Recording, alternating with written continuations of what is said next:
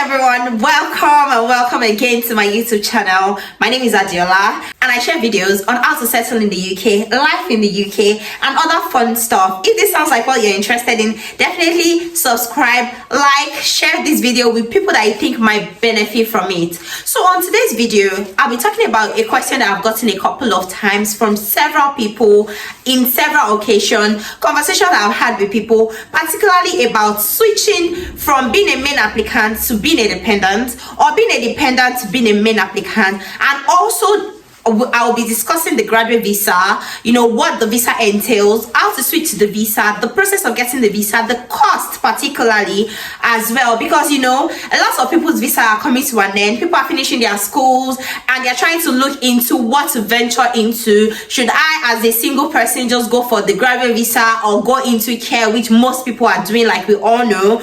And a couple of people are also just bothered, particularly the married ones are bothered or are concerned, like, okay, my partner has been on this visa, now my employer is willing to sponsor me. Should I take that on? What should the next steps be like? And some people have even gone ahead to make the mistake of switching without watching a video like this, obviously, or without paying attention to the information as stated on gov.uk. Note that I am not an immigration consultant, so I'm not giving you anything outside of what has been stated on gov.uk, and the link will still be put in the description of this video so you can go and view it yourself. I'll put snippets of it on the screen, particularly when I'm talking about it, but it's going to be in the description of this video. So I'm not saying something that I cooked up in my head, or I went to fish out from somewhere, or because I'm trying to look for views or likes. So if this sounds like something you're interested in, definitely watch this video to the end and share with other people as well, so that people are not making mistakes of just switching without knowing what it entails. Without further talks, let's just go into the gist of this matter. So we all know that when coming into the UK, either as a student or a postgraduate student in this case, or you're coming under the health and care visa or the tier 2 visa, or you're even coming under the scale-up visa or the global talent visa. Yes.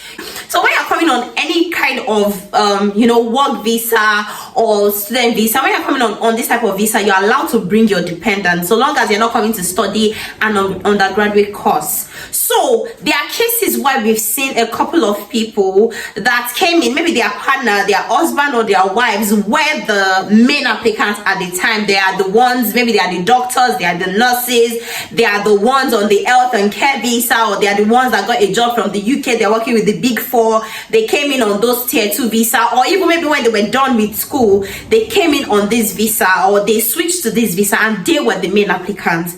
Now, can you switch from being a main applicant on a tier 2 visa, either a scale-up visa or a global talent visa or health and care visa? Can you switch from these tier 2 visas into, or tier 1, global talent visa is actually a tier 1 visa, or can you switch from this visa to being a main applicant or being a dependent under someone on this visa? Can you switch into being a dependent, or into owning your own sponsorship yourself? Yes, you can. There's actually nothing wrong with switching. There is nobody stopping you from switching or saying that it's impossible to switch. However, there is a clause on that switching. I did a short video like that. I posted it on TikTok, and everywhere everybody went bizarre, like, okay, what are you saying? Is this true or not? And I just thought, okay, let me bring this to my YouTube family as well, just to show them, because I don't want you guys missing out on this important information. So can you switch from these visas that I listed earlier can you switch from being a main applicant on this visa to being a dependent? Yes, you can. However, for you to get your ILR, depending on the type of visa that you are on, aside if you're on I think there's a special category in the global talent visa that you can get your ILR in 3 years. But I think every other one, the scale-up visa, the tier 2 general tier 2 visa, require you to actually stay 5 years on that visa before you'll be able to get your ILR. So the qualifying years to get your ILR is 5 years. So I'm going to be using 5 years in this example, but if you are on this unique global talent visa, the special category, for 3 years, then yours is 3 years, but I'm going to be using 5 years in this video. So if you stayed in the UK for 5 years on this visa without, there are still a lot of other requirements from the gov.uk website. there are other requirements, like you have to have been in the UK for the duration, the qualifying period on your type of visa. So like I said in this video, I'm using 5 years, so you have to have lived in the UK on that visa for 5 years, you know, whether on a skilled worker visa, tier 1 visa, scale up visa, the minister of religion visa, international sportsman, innovator visa, global talent, and representative of an overseas business. Those are the type of you know, visas that you can actually combine. So it can be a combination of those years. So you as the main applicant, if let's assume now that you stayed 2 years on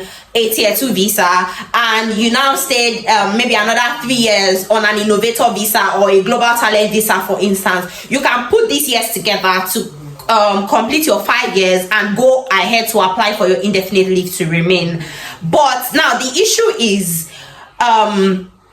well, that's also if you meet other requirements. Like I said, the time spent outside of the UK, you can't spend more than 180 days outside of the UK. You know, the financial like there are lots of other requirements which you can check in the link. Like I said, is going to be in the description box, so you can just go ahead and check the link for other qualifying years. So if you qualify for this as the main applicant, you can just go ahead and apply. Like you don't have any restrictions whatsoever. Now the issue becomes when you as the main applicant, you are the one that got the job, you have stayed on your visa, your company has sponsored you for 2 years or 3 years, for instance, and then your partner, your wife now got you know, a sponsorship job, and you're just like, okay, rather than me, you know, going to meet my company to ask for another COS after your 3 years is now complete, you want to just switch from being the main applicant on your own visa to joining your wife on our own new sponsorship now to be a dependent.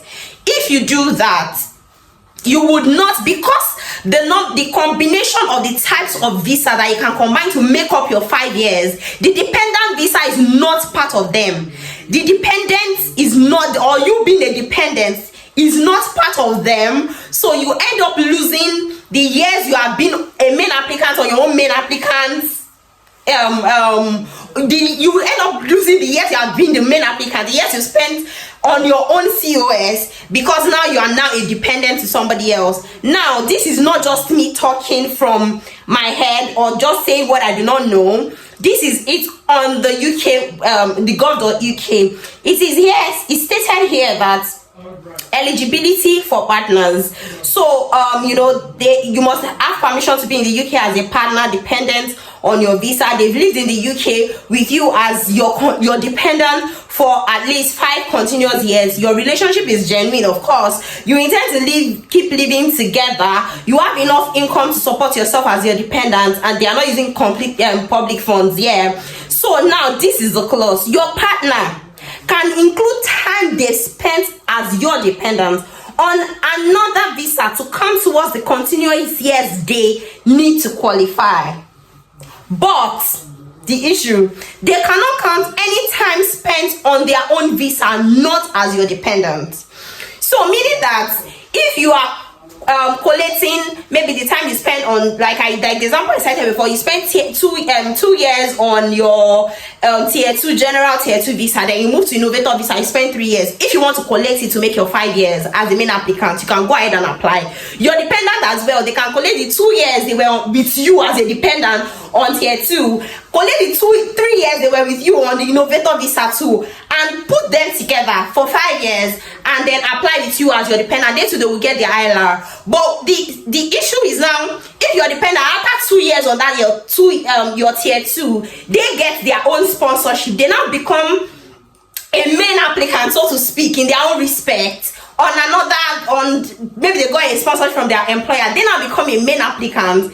The 2 years they spent as your dependent cannot count. They cannot just do 3 years on their own visa sponsorship. They now bring 3 years from their own sponsorship, then 2 years as a dependent together to make up 5 years. It is not a qualifying 5 years. So it's either the 5 years is full as a dependent, or the 5 years is full as a main applicant. So the questions I've been getting a couple of times was like, you know, a couple of people that they got sponsorship from Nigeria. Like I had 3 people come into my inbox at least that came and said, okay, my husband, you know, got a job from Nigeria. He came down here, and and we work with Big Four, this, that. Now he doesn't enjoy what he's doing anymore. My own employer that I've been working with these 2 years, they want to sponsor me. So should I go ahead and take on that sponsorship? And I'm like, you can. Nobody's stopping you. The only hindrance is just that when you want to get your ILR, the qualifying years you will not be able to match the 3 years you have spent with your husband as his dependent. You can't match it with you now getting your own sponsorship. Your husband as well will not be able to match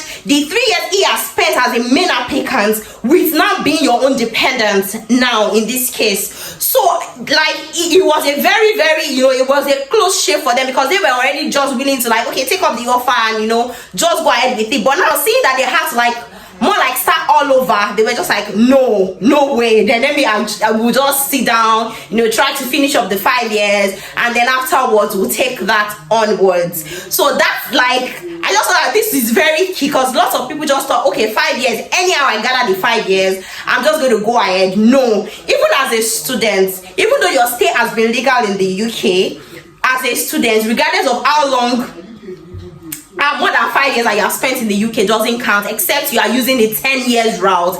There's a 10 years route. That means if you continue to be a student, stay legally in the UK for 10 years, then you can collate those years together and get your indefinite leave to remain. But don't think that as a student, because you've also spent 5 years in the UK and it's legal, you just want to bring those years and go ahead to take your indefinite leave to remain. Now, another question I got as well that I want to address in this video is the graduate visa. Lots of people, like, I just believe that this just shows, the lack of research that a couple of people did before coming down to the UK. Most people did not research coming into the UK, just saw it as an opportunity. Everybody's going to the UK, why not me? Why not I can afford it. So they just upped and left. There was even this video that went viral as well on Insta blog. I was talking about it's a famous YouTuber, I'm sure Gloria, a couple of people should know her, and she was talking about the family that came around, and they didn't even know that you had to pay for the graduate visa. And it was just very similar to some of the questions I got. Like, a couple of people just assumed that because you came to school, you've passed your studies, then automatically you get the graduate visa. It doesn't work that way. Shocker, it doesn't work that way. So for you to get the graduate visa, one, you have to pass, and this is because your school has to like send information to Home Office to say that this person, Adiola, has completed her studies at the University of Glasgow, and so now we've confirmed that she's fine, and then she can proceed to going ahead with our graduate visa or something. They just have to be your sponsor. They have to confirm to the Home Office that you are good, that you are done with your studies. So it's not just because, oh, my course is a 1 year course, and then you still have your project to rewrite or something. You carry your bag and say after 1 year you want to go and apply to graduate visa. One, that is not it. Then two, it is not free. The graduate visa application is not free. Now, I'm going to, if you came in to study for your PhD, you have 3 years post-study work visa. If you came in to study for your postgraduate, that's your master's, you have 2 years. So these years, they are not free. It's not automatic. It's not because of you just get it. No, you have to pay for it. So a couple of people do not know that, and you see, particularly people with large families are now then wondering, oh my god, why do I have to pay this much? Because it's a lot of money. It's close to £2,000 per person, guys. So it's a lot of money. The application fee is about £715. Visa fee is £715. That's the application fee. And the health surcharge is £624 per year. So if you are applying after your PhD, you are going to pay for 3 years because it's 3 years duration. If you are applying after your master's degree, you are going to be paying for 2 years because it's a 2 years duration. And so 624 times 2, that's 1,248. So the 2 years for the health surcharge is 1,248 plus your 715, that's about 960 something pounds thereabout. So that's how much you would need to have for the application fee. to be able to get your graduate visa. So the graduate visa is not free, it's not just automatic. If you did not go to the school, you did not pass your project in time, or your school is yet to confirm to the home office that you are done, you would not be able to progress with the application of your graduate visa. And you will not be able to progress with the application of your graduate visa. And this is the amount you need, about £2,000 per person to be able to get your graduate visa. So if you are like a family of 3, that's a lot of money. So even a family of 3, even one, say £2,000 within 1 year that you are done with school is actually a lot of money, which is the reason why lots of people are actually just focusing on the health and care visa, because with that there is no surcharge. The air surcharge is taken out, and then the application fee is about £250, I think, thereabouts. So it's quite cheaper to switch to, as against switching to a graduate visa to get a professional job, and then the hassle of getting a sponsorship job. It's a lot. I put out something on my TikTok about getting a job in the UK, and the comments are just, I'll drop the link to my TikTok in case you want to see it, but it's just a lot of things. So amongst other requirements for the graduate visa is that you have to be in the UK to apply for the visa. So your visa, your current tier 4 visa, has to still be valid by the time you're applying for the graduate visa. So you cannot be staying illegally or be applying from outside of the UK. So you have to be within the UK to apply for the graduate visa. Then another thing to note as well, amongst the other requirement for the graduate visa, is that you cannot switch to the graduate visa from another visa. So it's not like maybe you studied last year, you now went into care job or the healthcare visa, or you went to another visa entirely. Then maybe whatever happened, you now remember that, I still have, thank God I schooled in the UK, so I can just apply for my graduate visa now. No, the current visa you must be on to apply for your graduate visa has to be the tier 4 student visa.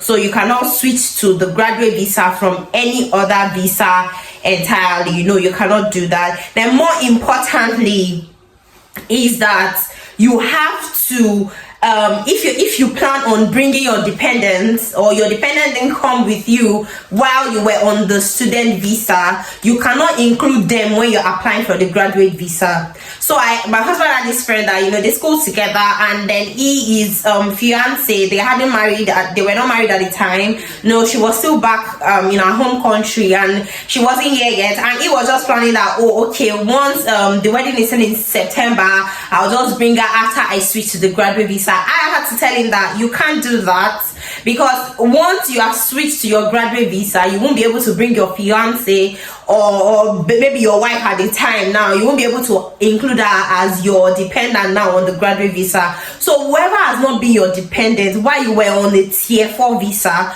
cannot be included as your dependent on the graduate visa. So except in cases for children, if you gave birth to the child while in the UK, while you were on your student visa and all that, because the child didn't come with you from your own country, obviously the child won't be your dependent on the tier 4 visa. But when you're now switching, you can include that, and because the birth certificate will obviously show that the child was birthed here in the UK, so it just makes it easy. But aside that, you cannot include any new dependent. You can see the snapshot on the screen. I will also put the link obviously in the description so you can check that out. So any dependent that you don't have now, that is not currently on your visa now as your tier 4 as a student, cannot come and then join you after you are done with your studentship. So maybe they will join you later in the life of your study, but they have to just be included as a dependent while you were on your tier 4 visa for them to be valid dependent